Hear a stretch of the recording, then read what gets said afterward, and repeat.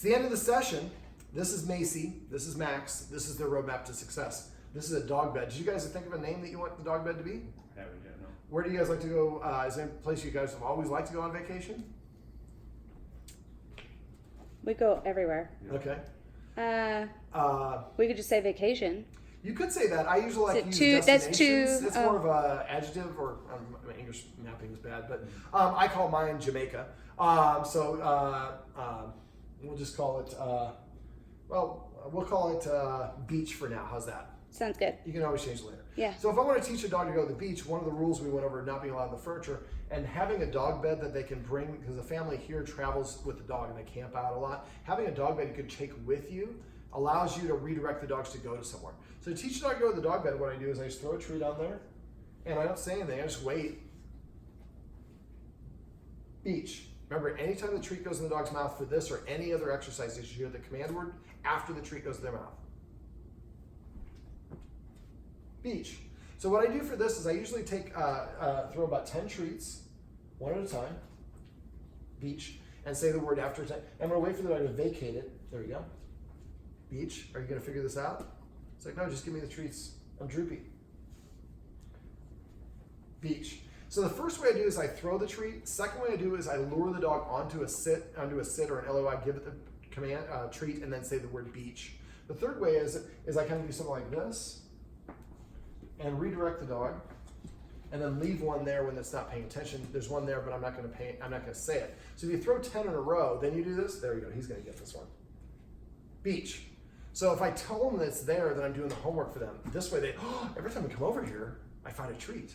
Sit. That's passive training. We're not ready for that yet. So after a while, when you're out camping or whatever, you can tell them beach, and they know where to go, and you can transport this anywhere. And just keep on throwing the treats her. Maybe when you're watching a movie or whatever in the room, just give somebody a couple of these. And she's on it still, which is why I'm not throwing. I'm waiting for her to vacate it before I throw it on there again.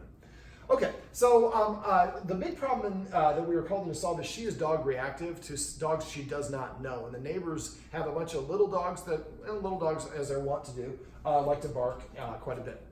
Beach. So we went over a lot of things in the house. We didn't really work on that subject because for a lot of my clients, just adjusting the leader-follower dynamic and making sure everybody's communicating properly and the dog respects the humans takes care of those problems. If it does not, in about a month right after Labor Day, then please let me know and we can set up a 1-hour follow-up session and bring another dog and work specifically on that.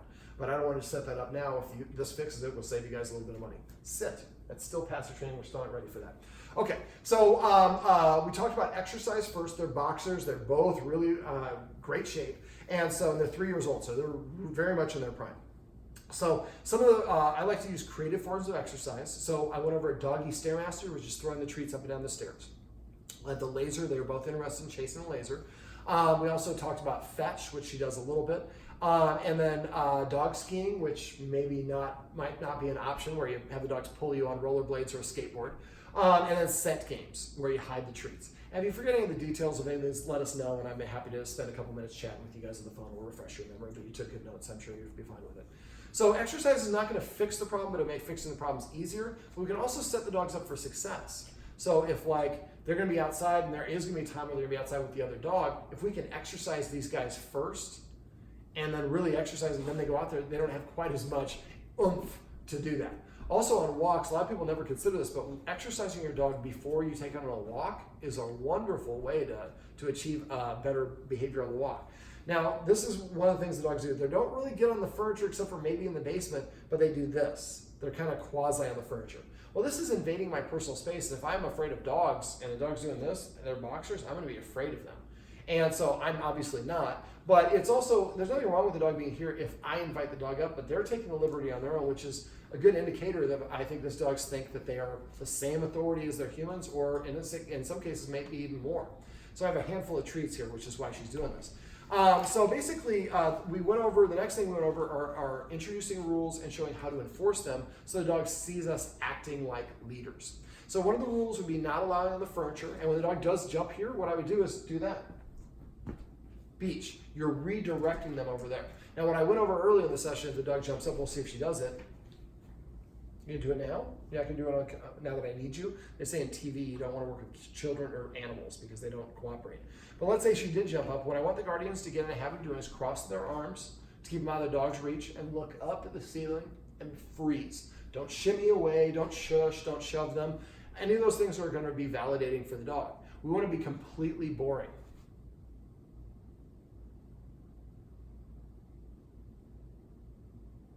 It's going to take longer than I wanted to for a video, but I'll just show it.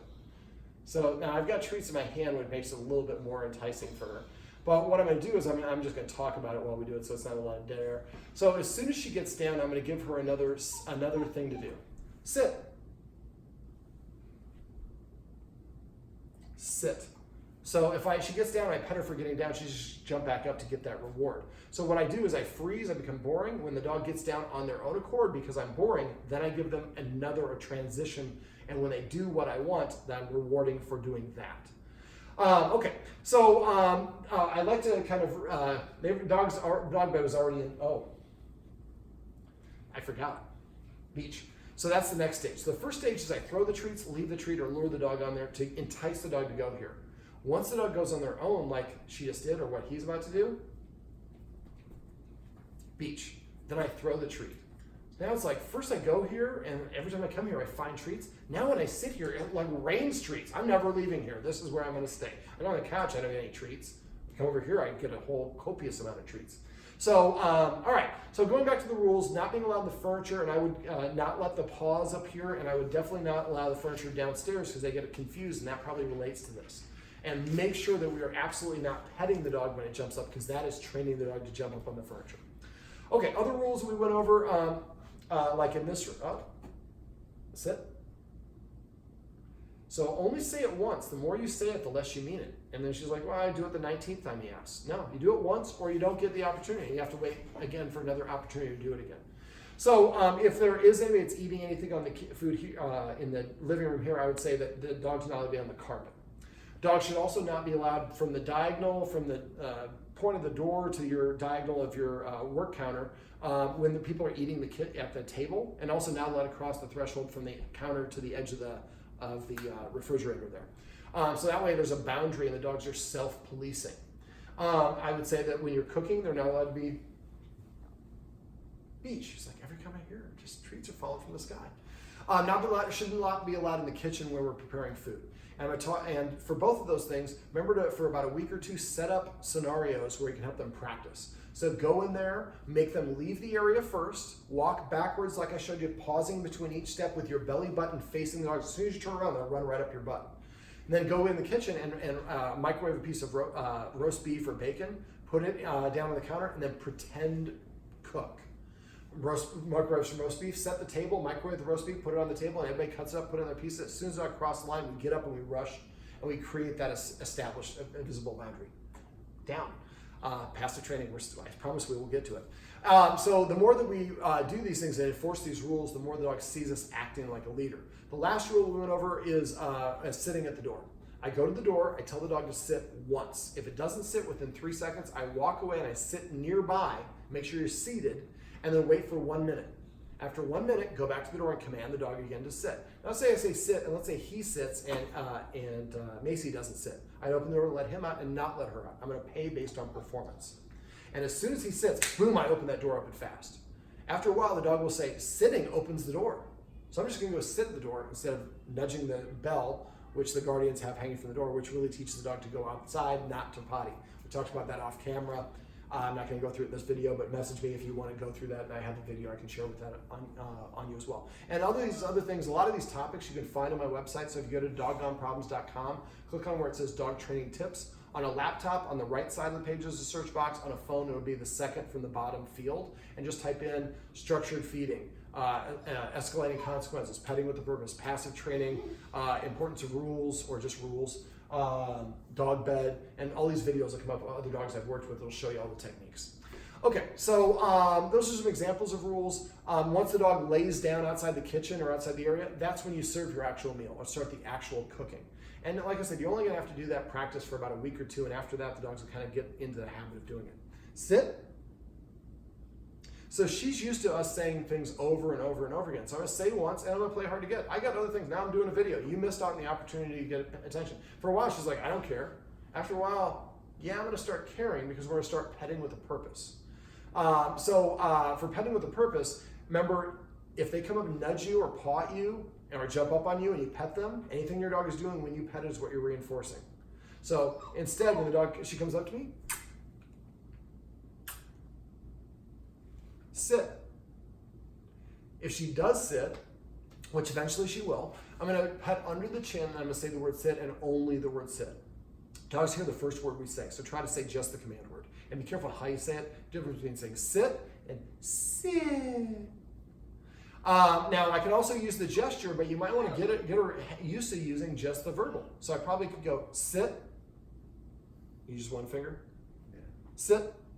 This is a want to. I'm determined. I like to say determined versus stubborn.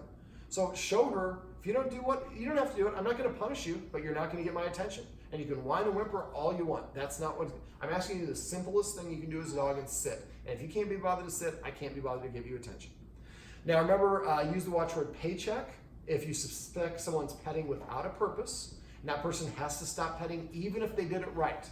So if somebody comes in the room, I tell her to sit, she sits, I start petting her, she stands up, and then they come in the room and sees her standing, they say paycheck. If I argue with them, she's like, oh, he's on one page, they're on one page. I can be on my own page. So if they say paycheck, I stop petting, I say sit, and if she did sit, I would pet her under the chin and say sit. Now you can pet her anywhere you want, just avoid reaching over her head. And I know like you doing that sort of thing. So if you want to do that thing, you could do it, but I would have a third person holding a treat up here, so her head is here, and then you're doing your kind of magic ball thing that you're doing around her. Sit, that's passive training. Very good.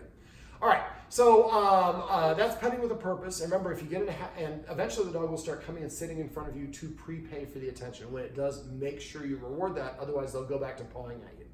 Now, passive training, which I've been talking about, is right there a second ago, she sat down. Now, I asked her to sit a couple times, but then she didn't do it, so I just waited. And when she does the thing that you want, or he does the thing that you want, make sure you pet them. She does not always come, and like I said right there, she was kind of determined. Now she's trying to use her feminine wiles and act really, oh, I'm so suffering, I need that attention. But I teach puppy classes, so I'm kind of immune to this sort of thing. Asking a dog to sit is not asking very much. And if your child says, I want a chocolate sundae, and you don't give it to them, and they throw a temper tantrum or they cry for it, and you give them a chocolate sundae, you're opening up a can of worms. Same principle here. So I tell the dog to, so for passive training, we're waiting for the dog to do what we want. Right there, she came. The guardian could, if she weren't filming, and if she were inclined, she could reach over and pet the dog. And we want to do that as much as we possibly can because we do want to reward them for things we want. Come. I know it's not what you want the treat, but you're not doing the SIT. Yes, oh, somebody heard that, huh? All right, so passive training is not trying to influence. Now, I pulled one out of my hand. I'm kind of putting it away because I don't want her to think, oh, I'm going to sit because you have the treat. It's just waiting for the dog to organically do it.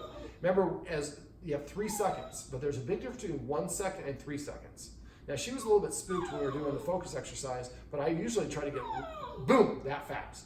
So I have a treat in my hand, and your reward could just be attention. But as soon as she actually SITs, and this probably gets her attention. She probably whines and whimpers at you, and you guys listen. So I'm not even looking at her. So and that's why she's getting louder and louder, but it's not working. But the instant her butt hits the ground, I'm gonna put this treat in her mouth so fast, her head's gonna spin. And after a while, with passive training, we take away the want to, the umph. Sit. So all I have to do is sit and I get a treat? Pretty much. And no more whimpering, huh? She's like, I'll do it again. So basically, I watch words. I say paycheck if someone's petting without a purpose. I say testify if somebody is, and you can use other words if you want, if somebody missing an opportunity to passively train their dog, which is what I just got done talking about. I say vocabulary, if somebody's using a different version of the command word. I'd like you to come up with a list of the official command words, tape it to the refrigerator. If somebody says a different version of the word, say vocabulary, that person has to stop and says whatever the appropriate word is, and then pet the dog. And remember, try to say just the command word, not good sit, just sit. Not good dog, just sit or come or whatever it is. All right, and so I also say repeat or rerun if we're saying the word multiple times. The more you say it, the less you mean it. Down. And the less the dog's gonna feel like it needs to listen to you, just like as a police officer yells, slow it down as you speed by, and he never gives you a ticket and he yells at you every day, you're not gonna pay attention to that guy or girl. So for the dogs, the same sort of thing. You do it my way and you get richly rewarded. You do anything else, you're on your own. I'm not going to punish you, but I'm not going to give you what you want. You don't get the validation. Remember, any attention is validating. And also petting a dog when it jumps up on you is rewarding it for jumping up. For barking. Yelling at the dog when they're barking is just going to say, make him bark because now he's barking too. So the more that we reward sit, passive training, and you see that nose up in the air, that eye booger. But the more that we do that, the more the dogs are going to start emulating those behaviors. For the door, the dog's going to go sit at the door as a way of saying, I'd like to go outside, please. I would like some attention scratch behind this ear, so I'm sitting in front of you to prepay for that attention. Now we also went over a focus exercise. The video's above here, so I'm not going to go over that, but just make sure that you get to within a 15-second focus within 7 days. And when you're doing it, I'm going to do it just so you see me. So my palm is facing down. I'm holding it like the OK, and I'm pushing against my knee. I raise it to my nose. Now, if you notice, my fingers are pointing up and my palm is facing outward. And I go straight to the dog's mouth, and so my palm is facing the dog, and now I'm turning, and now my fingers are pointing at the dog's nose. One of the guardians was kind of doing some hand jive thing, which is normal, but just want to make sure that we're doing the way that we want. Not the way we want. The whole idea is to promote looking at us in the face the whole time. Now remember, you want to practice that and get to the point within 7 days, 15 seconds inside, sit. Then you're going to go out on your deck without the other dogs or distractions, and then practice, go back to 1 second, but get up to that 15-second mark within about 2 to 3 days. And then and eventually you could say the B word and the dog would go there. And then the next one is when you're on a walk and there's nobody around and the dog, you say focus, the dog looks up and you go 1 second while you continue to walk. And then it gradually gets to the point where it's 1 second and the dog's running into things because you're taking 15 seconds to go in there. Instead of looking where they're going, they're looking up at you. So it's a wonderful way to do that. Now you might also want to practice a U-turn. So every once in a while when you're walking, just do a U-turn and then have a treat. As soon as the dog turns with you, just pop the treat in their mouth and say the word turn. So this way, if you're walking down the street and a dog does pop out ahead of you, you can immediately turn and the dog's like, well, she's weird. Sometimes she does that for no reason. Beach. Sorry, I missed that, buddy. And so we're turning going this way. So now you can sometimes get the dog out of trouble before the dog gets a chance to react. Now remember, once she is reacting, she's hysterical. She's not going to hear anything. She's not going to listen to anything. You can scream at her. You can hold up a T-bone steak. She's not going to listen to it. Beach. So the best thing you do is increase distance. Now, if she's barking there and we kind of storm towards the fence, she's going to squirt and run away. She'll be aware of it. So go over very casually. Now, because she doesn't like to come, passive training when she comes on her own accord inside the house can be really valuable. I use a version of that for outside. So I go out with one of these tricky trainer treats and I walk out and let her go out and sniff around. She has a good time. Then I walk out in the middle of the yard. Let's say I walk 20 paces. I have a treat in my hand and I just wait. As soon as the dog comes to me, I give her the treat and say, come, and then I walk back inside. Wait about 5 minutes, walk back out, and then 19 paces, and wait. As soon as she comes to me, pet her. And then, or give her the treat and say, come. Beach. Lay down, so that was worthy of getting a beach. And so after a while, you won't get to 15 before the time you walk out the dog. She just runs straight up to you because every time you appear, something good happens. Now, one last thing I forgot to mention was feeding. Right now, the Guardian's only feeding the dogs once. They're getting fed later in the day. I really like feeding the dogs a minimum of twice a day. I feed my personal dogs 3 times a day. So I'd like the Guardians to split it up and do a morning and evening, and make sure that whoever's feeding them eats something first, and they eat one at a time. They're siblings. They can eat together. Beach. It's kind of a cute picture. I wish my camera's right there, so you can screenshot it. So basically, the idea is dogs eat in the order of their rank. And so when I'm feeding, I'm going to make them leave the room. Then I'm going to go in the room and put food in their bowls, and then sit. And then I'm going to go and eat 5 bites of a chip, cracker, piece of celery, carrot, nut, something crunchy preferably. But that can't be smoothie or coffee. Sit. And then I know it's not what you want, but I'm leaving the treats here with you. I'll get them after I leave. And then after that, I'm going to invite him to eat next because she's the one that has some of these behaviors. Inside, they're both pretty good, but let's make him a little bit more authoritative. Now, if he won't eat in front of her, then you can just feed her first. But since they're siblings, I would try to gravitate towards feeding him first, unless he's being a pistol, then I might bump her up the rotation. Now she gets to come in because she's offering me the behavior that I want. And then once they leave, if they leave any food in the bowl, dump it empty and put it empty bowl back down. Then we invite the next dog to come up. And remember to use passive training for that. So come up with a command word for each dog to eat. So maybe his word is taco and her word is hamburger. And so every time she eats, we say hamburger. When she hears hamburger, there's food in her mouth. When he hears hamburger, there's no food in his mouth. I'd like the guardians also to go get a number of chew toys. The dogs have about 6 or 8. I like dogs to have a good 20 or more chew toys, and it should be a variety. So like rope toys, plushy toys, probably not for boxers. You're probably just going to destroy them. But I like nylabones, which are rigid plastic. They come in different flavors and different shapes. Don't get all the ones that look like a bone. They have ones that are round like a circle. They have a Y one. They have one that's like a forearm. People think it's kind of an adult toy. They come in different flavors. There's barbecue and bacon. I would not recommend getting the chicken because it just tastes like everything to me. Joke. Nobody ever laughs at that one. I got to take that one out of rotation. But basically, eating is such a primarily important activity. If you get in the habit of you eat before they do, that really will help. And if they're stressed out and we provide them good chew toys, they can go channel their frustration. Some dogs will go pick up something rather than attacking the dog. I get a pacifier. So you might get a plushie for her if you want to train her to do that. And I use passive training for that too. So every time they get a nylabone, I like nylabones, antlers, real bones, not cooked, just boiled bones. Cooked bones can splinter and they can kill them. So you should never give them like rib bones or things like that. You can give them raw chicken, and now you get the raw chicken bones. Those are fine, but once it's been cooked, it can splinter their insides. And I also would recommend getting a couple of water buffalo horns. Your water buffalo horns will probably outlast the dogs. Make sure they're thick, they're not hollow, but it look like a horn, and if it's got some thickness to it, just chomp down on that forever. And this way we give them things to chew on when they're, and get their frustration out by chewing. Now I also recommend that you get the paper and tape it around the front of the door so they don't practice going to the door and barking. And eventually you could do the focus exercise right there when people are coming by. But if she's not, increase the distance until you're far enough away where she can focus while she can still see the door. Remember to exercise them before, like everybody's taking their dogs out for a walk from 4:45 to 6:15. That would be a great time to exercise them maybe at 4:30 so they get that exercise. Remember to start that exercise journal so you can try those little 5-minute exercise bursts. But really what you're looking for is exercise about every 2 to 4 hours. And once you find the right combination, you're like, wow, they're so much easier to deal with. I went through the escalating consequences. I'm not going to go through these in the videos, but if you have questions about those, please message me. If I don't hear from you, I assume that we fixed your problem and everything is great. I can't follow up with 4,000 clients. So I want you to please call me. I'm going to give you my cell phone number after this. I want you to text me. It's very normal to make little text adjustments and phone calls. I don't charge for those. When we come out and do a session, we charge for that because obviously the time, but I have a lot of videos and stuff I can help you out with. So they're both good dogs. I'm hoping that this will take care of it. If not, after Labor Day, let me know. We'll set up a session. We'll bring another dog. We'll kind of teach her that looking at dogs is actually something she should be rewarded about instead of trying to bite or kill them.